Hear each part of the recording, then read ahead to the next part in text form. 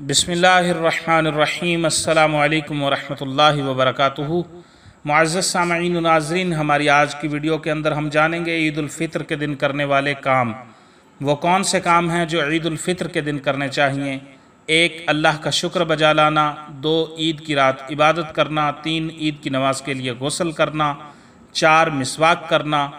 5. अच्छे कपड़े पहनना। 6. खुशबू लगाना। 7. सदका फ़ित्र अदा करना। 8. ईदगाह जाने से पहले कुछ खा लेना। 9. उज़्र ना हो तो ईदगाह की तरफ पैदल चलना। 10. ईदगाह आने और जाने का रास्ता तब्दील करना। 11. रास्ते में बुलंद आवाज़ से तकबीर कहना। 12. ईद की नमाज़ पढ़ना और ख़ुतबा सुनना। ये 12 काम हैं जो ईद उल फ़ित्र के दिन करने वाले हैं।